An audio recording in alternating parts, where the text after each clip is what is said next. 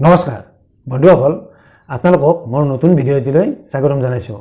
আজিৰ ভিডিঅ'টিত আমি কথা পাতিম আমি দৈনিক দুটাকৈ কল খালে কি কি স্বাস্থ্য উপকাৰিতা লাভ কৰিব পাৰোঁ, বা আমি দৈনিক দুটাকৈ কল খালে আমাৰ শৰীৰৰ কি কি পৰিৱৰ্তন ঘটিব পাৰে।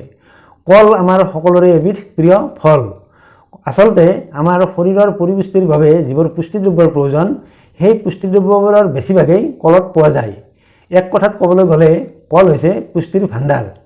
কলত থকা পুষ্টিদ্ৰব্যসমূহ হৈছে calcium, potassium, magnesium, vitamin B1, B3, B6, vitamin C। ইয়াৰ উপৰিও কলত পোৱা যায় 66% পৰ্যন্ত পানী। গতিকে আমি যদি নিয়মিতভাৱে কল খাওঁ বা দৈনিক আমি দুটাকৈ কল খাওঁ, তেনেহ'লে কলত থকা এই পুষ্টিদ্ৰব্যসমূহ আমি আহৰণ কৰিব পাৰোঁ। ইয়াৰ লগতে আমাৰ শৰীৰৰ যি পানীৰ চাহিদা থাকে, সেই পানীৰ চাহিদাও কলে যথেষ্ট পৰিমাণে পূৰণ কৰিব পাৰে। গতিকে বন্ধুসকল, আহকচোন কল আমি নিয়মিতভাৱে খালে বা আমি দৈনিক দুটাকৈ কল খালে আমি কি কি স্বাস্থ্য উপকাৰিতা লাভ কৰিব পাৰোঁ, সেই বিষয়ে আজি আলোচনা কৰোঁ আহক। কলৰ পৰা লাভ কৰা প্ৰথমটো স্বাস্থ্য উপকাৰিতা হৈছে কল খালে শৰীৰে অতি সোনকালে বা সহজতে শক্তি বা এনাৰ্জি লাভ কৰিব পাৰে, কিয়নো কলত ভৰপূৰ পটাছিয়াম আৰু চুগাৰ পোৱা যায়। পটাছিয়াম আৰু চুগাৰ থকাৰ বাবে কলে এনাৰ্জি বা শক্তি যোগান ধৰিব পাৰে। যিসকল খেলুৱৈ খেলৰ পূৰ্বেই কল খাই তেওঁলোকে শৰীৰত যথেষ্ট পৰিমাণে শক্তি আহৰণ কৰি ল'ব পাৰে। ঠিক তেনেদৰে যিসকল লোকে কঠোৰ পৰিশ্ৰম কৰিব লগা হয়, তেওঁলোকে যদি কল খায় তেতিয়া শৰীৰত যথেষ্ট পৰিমাণে শক্তি বা এনাৰ্জি লাভ কৰিব পাৰে। সেইবাবে খেলুৱৈসকলে বা যিসকল লোকে কঠোৰ পৰিশ্ৰম কৰিবলগীয়া হয়, তেওঁলোকে যদি কল খায় তেওঁলোকে শৰীৰত যথেষ্ট পৰিমাণে শক্তি লাভ কৰে।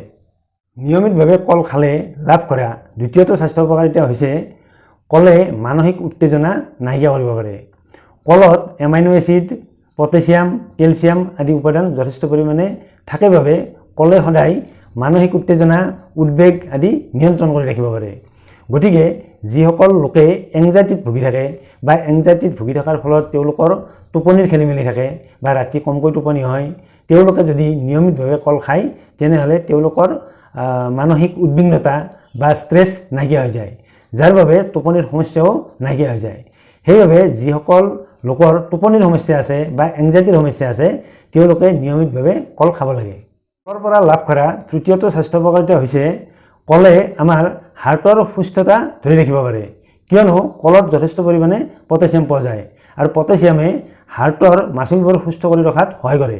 আচলতে পটাছিয়ামে হাৰ্টৰ মাচুলবোৰ টান নোহোৱাকৈ ধৰি ৰাখে বা ফ্লেক্সিবল কৰি ৰাখে। গতিকে হাৰ্টৰ মাচুলবোৰ ফ্লেক্সিবল হৈ থাকিলে আমাৰ বিভিন্ন হাৰ্টৰ ৰোগবোৰ প্ৰিভেনশ্যন হৈ থাকে। কলৰ পৰা লাভ কৰা চতুৰ্থটো স্বাস্থ্য উপকাৰিতা হৈছে কিছুমান মানুহৰ নাকেৰে তেজ ওলোৱা সমস্যা থাকে। বিশেষকৈ গৰমৰ দিনত কিছুমান মানুহৰ নাকেৰে তেজ ওলাই থাকে। যদিহে নাকেৰে তেজ ওলোৱা সমস্যা থকা মানুহে দৈনিক দুটাকৈ কল খায়, তেনেহ'লে অতি সোনকালে তেওঁলোকৰ এনে নাকেৰে তেজ ওলোৱা সমস্যা ভাল হৈ যায়। কলৰ পৰা লাভ কৰা পঞ্চমটো স্বাস্থ্য উপকাৰিতা হৈছে কল খালে শৰীৰৰ ওজন বৃদ্ধি পায়। যিসকল ল'ৰা ছোৱালীৰ শৰীৰৰ ওজন প্ৰয়োজনতকৈ কম, অৰ্থাৎ যিসকল ল'ৰা ছোৱালীৰ BMI 20তকৈ কম, তেওঁলোকে যদি নিয়মিতভাৱে দুটাকৈ কল খায় তেনেহ'লে তেওঁলোকে অতি সোনকালে শৰীৰৰ ওজন বৃদ্ধি কৰিব পাৰে। আচলতে যিসকল ল'ৰা ছোৱালী শৰীৰৰ ওজন যদি কম, অৰ্থাৎ 20তকৈ যদি BMI কম থাকে, তেওঁলোকে যদি অতিৰিক্ত খাদ্য হিচাপে ডেইলি দুটাকৈ কল খায় বা এবাটি ভাতৰ লগত গাখীৰৰ লগত মিহলি কৰি কল পিটিকা কৰি খাই এমাহৰ বাবে, তেনেহ'লে তেওঁলোকে এমাহতে শৰীৰৰ ভালেখিনি ওজন বৃদ্ধি কৰি ল'ব পাৰে বা শকত হৈ পাৰে। কলৰ ষষ্ঠটো স্বাস্থ্য উপকাৰিতা হৈছে গৰ্ভৱতী মহিলাসকলৰ শৰীৰত বিভিন্ন পুষ্টিদ্ৰব্যৰ ঘাটি হোৱা দেখা যায়। যদিহে গৰ্ভৱতী মহিলাসকলে নিয়মিতভাৱে দুটাকৈ কল খায়, তেনেহ'লে গৰ্ভৱতী মহিলাৰ শৰীৰত ঘাটি হোৱা এনে পুষ্টিদ্ৰব্য অতি সোনকালে পূৰণ হৈ যায়। গতিকে গৰ্ভৱতী মহিলাসকলে দৈনিক দুটাকৈ কল খাব লাগে। কলৰ পৰা লাভ কৰা সপ্তমটো স্বাস্থ্য উপকাৰিতা হৈছে কলত যথেষ্ট পৰিমাণে ভিটামিন B1, B3, B6 পোৱা যায়। এই ভিটামিনবোৰে শিশুৰ মগজুৰ বিকাশৰ ক্ষেত্ৰত যথেষ্ট সহায় কৰে। সেইবাবে শিশুসকলক যদি নিয়মিতভাৱে কল খোৱা হয়, তেনেহ'লে শিশুৰ মগজুৰ বিকাশত যথেষ্ট সুফল পোৱা যায়। কলৰ পৰা লাভ কৰা আন এক স্বাস্থ্য উপকাৰিতা হৈছে সাধাৰণতে 40ৰ ঊৰ্ধৰ বয়সৰ মানুহৰ শৰীৰত কেলছিয়াম, পটাছিয়াম আদিৰ অভাৱ দেখা যায় আৰু এনেদৰে কেলছিয়াম, পটাছিয়ামৰ অভাৱ ঘটিলে মানুহৰ শৰীৰত উচ্চ ৰক্তচাপ, বা হাড়ৰ বিভিন্ন সমস্যাই দেখা দিয়ে। কিন্তু কলত যেহেতু ভৰপূৰ পৰিমাণৰ কেলছিয়াম পটাছিয়াম আদি পোৱা যায়, সেইবাবে যিসকল লোকে নিয়মিতভাৱে কল খায় তেওঁলোকৰ এনে উচ্চ ৰক্তচাপৰ সমস্যা নিয়ন্ত্ৰণ হৈ থাকে বা হাড়ৰো কেলছিয়ামৰ অভাৱৰ বাবে হোৱা যিবোৰ সমস্যা সেই সমস্যাবোৰ কণ্ট্ৰল হৈ থাকে। কলৰ আন এক স্বাস্থ্য উপকাৰিতা হৈছে যিসকল লোকৰ এচিডিটিৰ বাবে হওক বা এচিড ৰিফ্লাক্সৰ বাবেই হওক পেটত যে ঘাঁ হয়, বিশেষকৈ ষ্টমাকত বা ইণ্টেষ্টাইনত, সেই ঘাঁবোৰ কল খালে অতি সোনকালে ভাল হৈ যায়। কিয়নো সেই ঘাঁবোৰ কল খালে ঘাঁবোৰৰ ওপৰত এটা লেয়াৰৰ সৃষ্টি হয়, সেই লেয়াৰৰ সৃষ্টি হোৱাৰ বাবে ঘাঁবোৰ শুকাবলৈ সুবিধা হয়। গতিকে যিসকল লোকৰ এচিডিটিৰ বাবে হওক বা এচিড ৰিফ্লাক্সৰ বাবেই হওক পেটত ঘাঁ হ'লে তেওঁলোকে যদি নিয়মিতভাৱে কল খায় তেনেহ'লে ঘাঁ অতি সোনকালে ভাল হৈ যায়।